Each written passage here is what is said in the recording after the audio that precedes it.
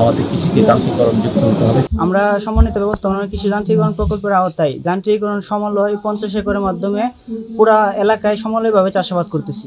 আমরা ট্রেতে বীজতলা এবং পলিতে বীজতলার মাধ্যমে রাইস ট্রান্সপ্লান্টারের মাধ্যমে জমি রোপণ করতেছি এবং কম্বাইন্ড হারভেস্টারের মাধ্যমে সেই জমি কর্তন করতেছি।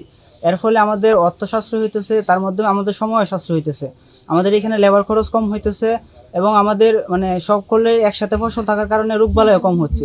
আমরা মেশিনে লাগানোর পরে আমাদের ফলনও অনেক বৃদ্ধি পাচ্ছে, আমরা আর্থিকভাবে লাভবান হচ্ছে। কৃষি যান্ত্রিকরণ প্রকল্প থেকে 28 দিনের ট্রেনিং নিয়েছি। ট্রেনিং নেওয়াতে আমার উপকার হচ্ছে, আমি আমার নিজের মেশিনগুলা মেরামত করতে পারি, প্লাস আমার একটা বাড়তি ইনকামের একটা সুযোগ হয়েছে, যেটা হচ্ছে আমি অন্যের মেশিনেও কাজ করি, কাজ করার একটা পারিশ্রমিক আমি নিই। আর আমাদের এই যান্ত্রিকরণ প্রকল্পের মাধ্যমে থেকে আমি রাইস ট্রান্সপ্লান্টার নিয়েছি। রাইস ট্রান্সপ্লান্টার নেওয়ার সাথে সাথে আমি আমার নিজের জমির সাথে প্লাস বিভিন্ন প্রজেক্টে আমি জমি লাগাই, প্লাস আমি সাধারণ কৃষকদেরকেও আমি ট্রান্সপ্লান্টিং করে দিই। বৃদ্ধির ক্ষেত্রে যান্ত্রিকরণ বিকল্প আমাদের মাননীয় কৃষি উপদেষ্টা মহোদয় ইতিমধ্যে উনি আমাদেরকে নির্দেশনা দিয়েছেন কৃষি উৎপাদন বৃদ্ধি করতে হবে। কৃষির ক্ষেত্রে আমাদের সারের পাশাপাশি ভালো বীজের পাশাপাশি আমাদের কৃষিকে যান্ত্রিকরণ যুক্ত হতে হবে, যাতে করে কৃষকের কর্মসংস্থানের সৃষ্টি হয়। তো আমরা সেই ক্ষেত্রে কৃষি যান্ত্রিকরণের ক্ষেত্রে আমরা প্রথমে যে বিষয়টা আমরা পরিকল্পনা করবো সেটা সিঙ্ক্রোনাইজ কাল্টিভেশন, সমবায় পদ্ধতিতে চাষ করা। কি বয়সের চারা, হাইট, তাই সব মিলে আমরা এখানে গত সিজনে যেখানে 2টি ফসল হতো সেখানে বোরো হতো, আমন হতো। এই বছর আমরা একেবারে ক্লাস্টার আকারে বোরোর পরে আমরা আউশ করছি এবং 98 রিজার্ভটা করছি।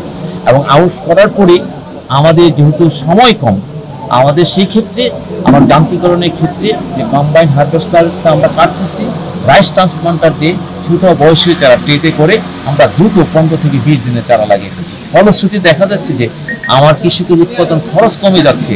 আমরা হিসাব করে দেখেছি যে রাইস ট্রান্সপ্লান্টের মাধ্যমে 1% জমি যদি আমি লাগাই তাহলে 150 টাকা খরচ, আর যদি ম্যানুয়ালি যদি সব খরচ মিলে ম্যানুয়ালি 350 টাকার মতো খরচ হয়। এখানে আমার কৃষক ভাইরা কাঠা হিসাব করে 8% কাঠা, তাতে আমরা দেখছি যে 1200 টাকা লাগে ম্যানুয়ালি, সে সমস্ত লাগাই দেবে, সে 1200 মেশিন দিয়ে করলে সে 1200 টাকা দিলে তার লাগানো শেষ হয়ে যায়। এই যান্ত্রিকরণ এই সুফলটা কিন্তু কৃষকরা বুঝতে পারছে, যার জন্য উদ্যোক্তা তৈরি হয়েছে। একজন উদ্যোক্তা সেই এলাকার মানুষের সে কন্ট্যাক্ট নিচ্ছে, সে চারা লাগাই দিচ্ছে, করতেছে। এই যে একটা বিষয়, এই বিষয়টাই কিন্তু আমরা চাচ্ছি।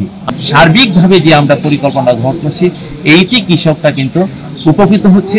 আমার কৃষি উৎপাদন বৃদ্ধির ক্ষেত্রে বড় ধরনের একটা দৃষ্টান্ত স্থাপন হচ্ছে। এই বিষয়টা যদি আমি সারা বাংলাদেশে যদি ধাপে ধাপে ছড়াই দিতে পারি, তাহলে কৃষিতে নিঃসন্দেহে যান্ত্রিকরণ একটা বিপ্লব হবে। একটা উদ্যোক্তা গ্রুপ, যে গ্রুপটা সমন্বয়ে চাষাবাদের মাধ্যমে কৃষি যান্ত্রিকরণকে বাণিজ্যিক কার্যক্রম গ্রহণ করেছে। এবং আপনারা জেনে থাকবেন যে এই প্রকল্পের মাধ্যমে কৃষি যান্ত্রিকরণ যে উদ্দেশ্য নিয়েছে যে ফসলের উৎপাদন সময় কমানো, খরচ কমানো।